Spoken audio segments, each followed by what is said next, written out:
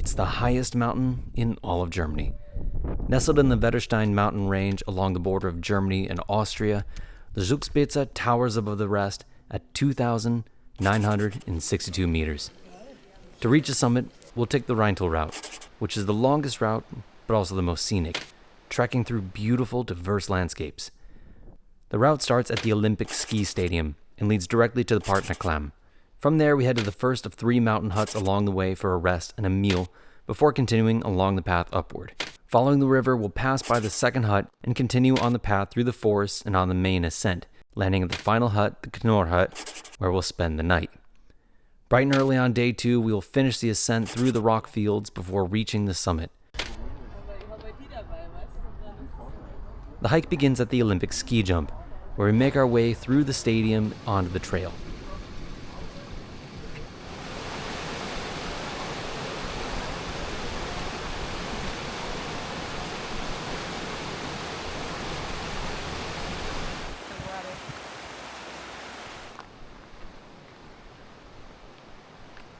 Following the stream, we come to the Partnachklamm, which costs €10 per person to enter.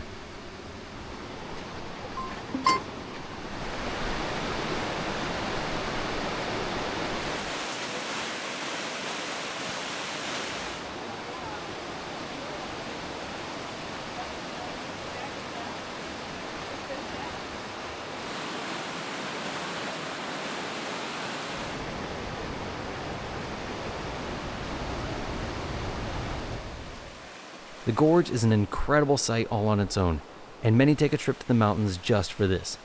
But we continue on.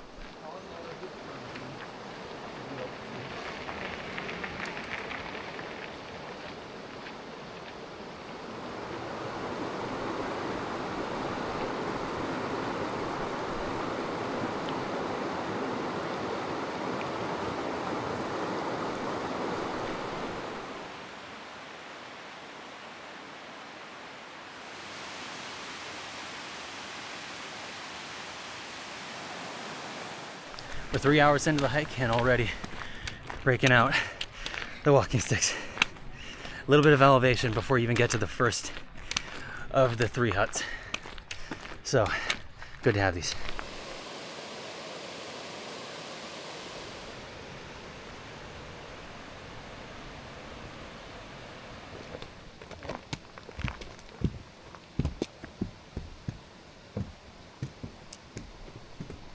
Roughly 3.5 hours into the hike, we arrive at the first mountain hut along the Reintal route. Serving delicious Bavarian fare, like smoked wurst, the Bockhutte is a welcome stop for hikers, now roughly a quarter of the way in their journey up the mountain.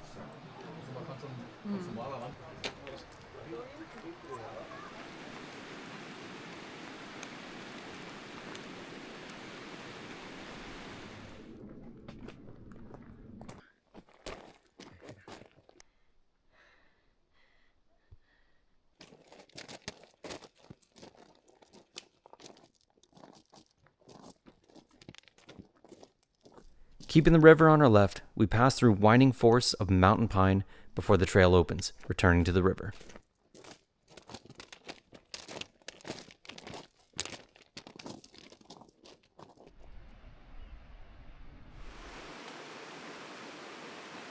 Here, we are greeted by the Reintalangerhutte, the second hut along the Reintal route. This hut is situated at roughly the halfway point, so many choose to stay here overnight.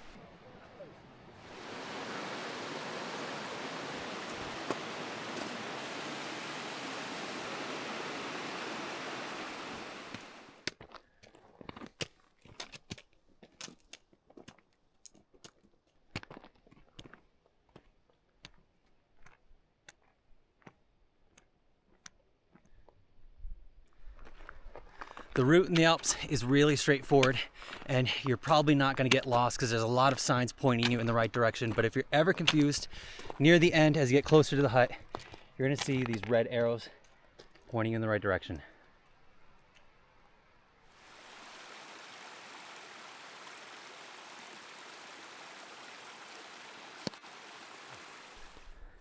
The path turns from solid rock to a very loose scree, while sharply climbing higher and higher.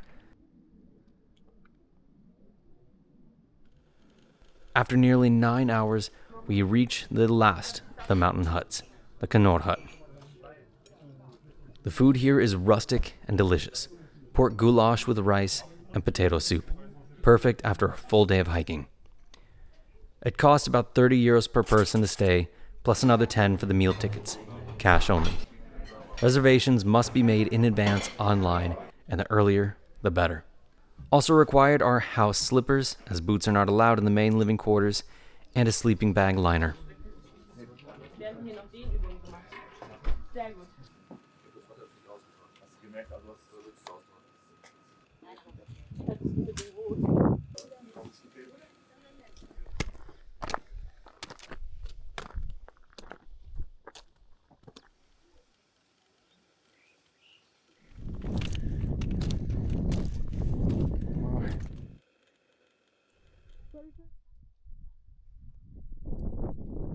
The climb onward presses through moss-covered rocks and patches of green before returning to the barren scree fields.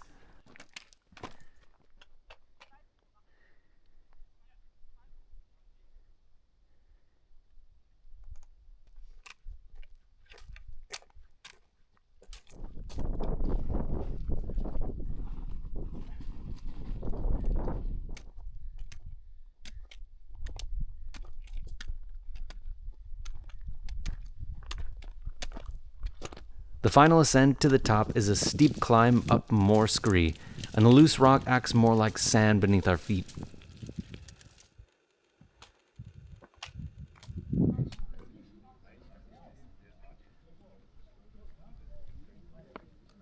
The summit is home to a large platform, holding a restaurant and massive cable car system, which we take on the descent, but not before reaching the golden cross marking the true summit. Here we scramble across narrow rock and up the ladders built right into its side, making it accessible for most who visit.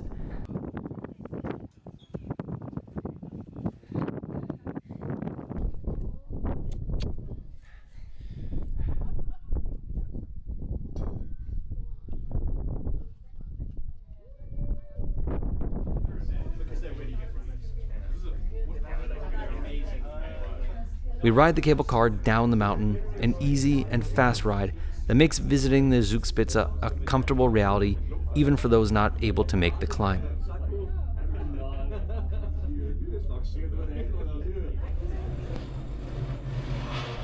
The cable car drops us off at Lake Eibsee, where we board the nearby cogwheel train, taking us back to Garmisch-Partenkirchen and the start of our adventure.